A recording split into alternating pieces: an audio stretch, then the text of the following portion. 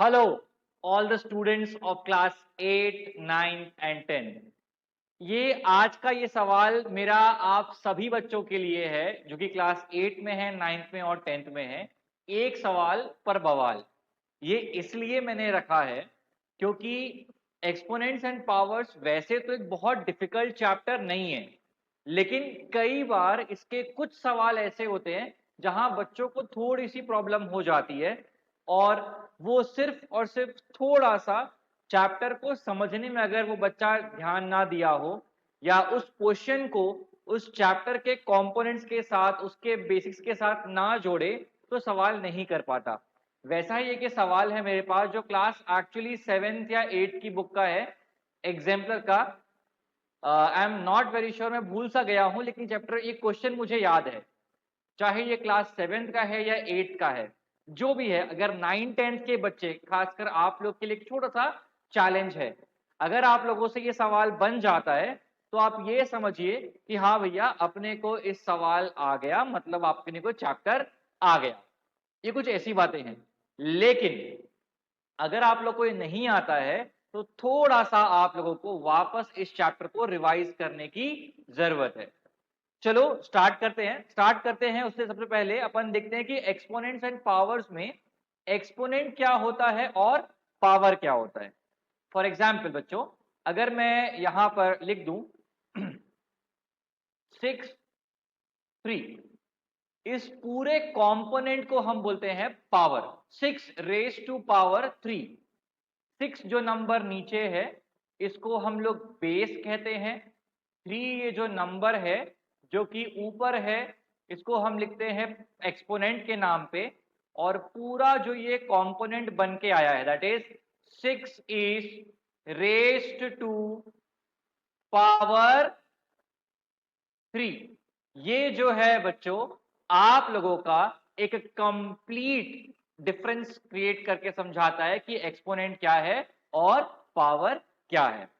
तो इस छोटे से कंटेंट के बाद अब मैं आप लोग को लेके चलता हूं आज के इस सवाल पे। ये सवाल जो आप लोग के सामने है, अब मैं सब बच्चों के लिए बोलूंगा, आप लोग इसी पॉइंट पे जो जो इस सवाल को खुद से सॉल्व करना चाहते हैं, जिनको लगता है कि हम कर लेंगे, आप लोग क्या कीजिए, इस वीडियो को यहीं पॉज कीजिए, सवाल को देखिए और सॉल्व कीजिए। सॉल्व करने के बाद जो आंसर आए उसके बाद जब मैं आंसर लाऊंगा उसको टैली कीजिए। अगर सही आया मतलब आप चैप्टर समझ चुके हो, कंटेंट ही वाला समझ चुके हो। देखिए, इस सवाल को देखते ही जो छोटे बच्चे होते हैं 8 9 10 तक, जिनका मैथ्स के सब्जेक्ट, जो मैथ्स का लैंग्वेज है उसको समझने में तकलीफ होती है, उनको ये क्वेश्चन देख के डिफिकल्ट सा फील होगा, पर है ये बहुत आसान सवाल। अगर आप इस क्वेश्चन को देखेंगे, बच्चा देखता है क्या, 2 power 1998, 2 power 1997, 2 power 1996 और 2 power 1995, जो कि एक बहुत ऑब्वियसली एक बड़ा ह्यूमंगस नंबर है। कॉन्सेप्ट्स क्लियर ना हो तो ऑफ कोर्स बच्चों को थोड़ी तकलीफ तो होगी। इक्वल किया गया है के मल्टीप्लाइड बाई 2 1995। नाउ देखिए आप यहां पर के इस पावर इस 2 power 1995 के साथ मल्टीप्लीकेशन में है, तो क्योंकि k एक वेरिएबल है तो मैं इसको यहीं रखता हूं और जो बाकी मेरा रिमेनिंग पार्ट है मल्टीप्लाइड बाई 2 1 power 1995 उसको मैं ट्रांसपोज करता हूं। अगर मैं उसको ट्रांसपोज करूंगा तो वो हो जाएगा कुछ ऐसे, और ये वाला कंपोनेंट यहां से हट जाएगा। अब इसको सॉल्व कैसे करें, इसके लिए बहुत एक छोटी सी अंडरस्टैंडिंग आप सभी में होनी चाहिए। देखिएगा, अगर मेरे पास होता है a/c प्लस b/c, तो हम इसका एलसीएम निकाल लेते हैं। कॉमन नंबर c आ जाता है और ऊपर a प्लस b आ जाता है, राइट। तो मैं यही काम यहां पर करूंगा। मुझे फिलहाल जो ये इक्वेशन दिया हुआ है वो इस फॉर्मेट में दिया हुआ है, मुझे उसको कन्वर्ट करना है और ये वाले फॉर्मेट में लेकर आना है। अगर मैं इसको उसमें कन्वर्ट कर दूंगा तो क्या होगा, देखो 2 power 1998 upon 2 power 1995 minus 2 power 1997 2 power 1995 minus 2 power 1996 2 power 1995 plus 2 power 1995 divide by 2 power 1995। Correct. यहां तक आप सब बच्चों को समझ में आ रहा होगा। अगर आप लोग को ये समझ में आ रही है कंटेंट क्या चल रहा है तो बढ़िया। अगर कोई भी चीज ऐसी है जहां आपको लगे कि इसको क्यों किया गया है, इसका कॉन्सेप्ट हमको नहीं समझ में आया है, तो आप चैट नीचे कमेंट बॉक्स में कमेंट कर सकते हैं कि ये स्टेप का कन्वर्जन किस बेसिस पे हुआ, तो मैं आप लोग को समझा दूंगा।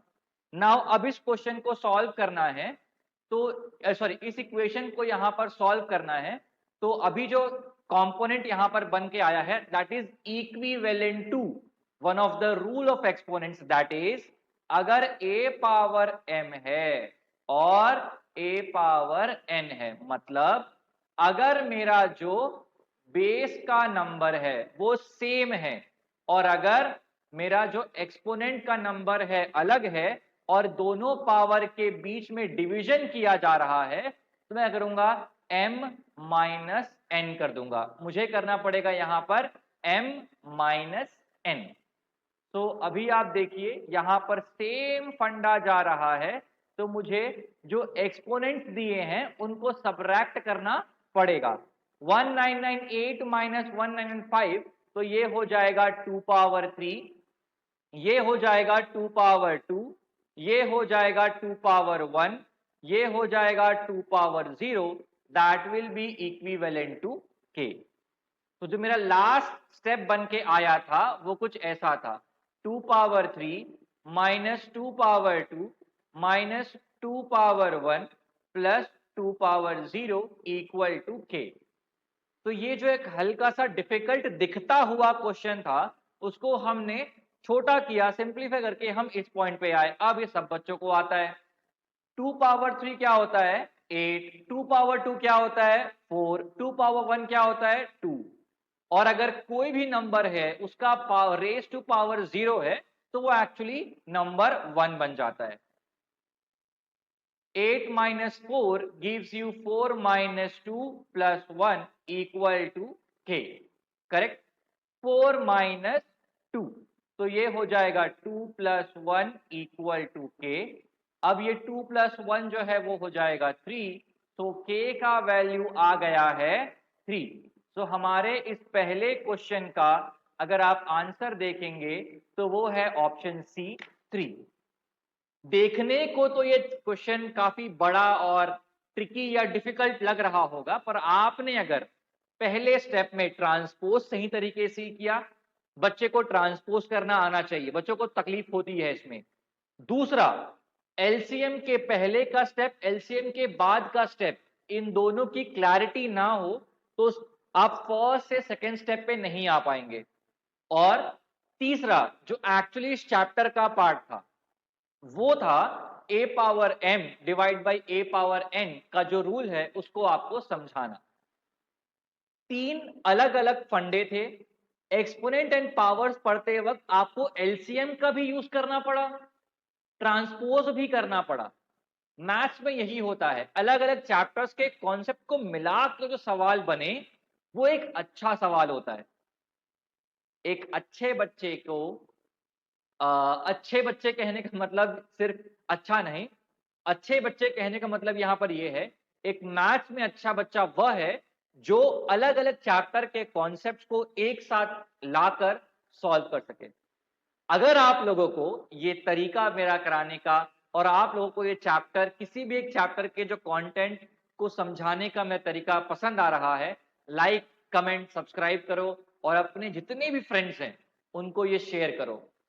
जिस भी प्रकार के क्वेश्चन में डाउट आता है, प्रॉब्लम होता है, कॉन्सेप्ट में प्रॉब्लम होती है, आप लोग कमेंट बॉक्स में बताएं, तो जिस भी टॉपिक पे मुझे वीडियो बनाना होगा वो बना दूंगा।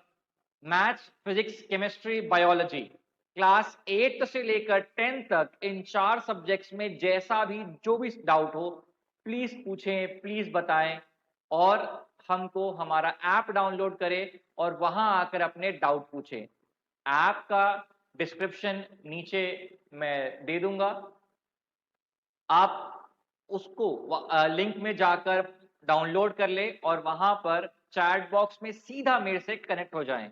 कोई भी डाउट होगा मैथ्स, फिजिक्स, केमिस्ट्री, बायो ऐसे क्वेश्चंस में just ask me a question and I will answer back. Study well, take care everyone.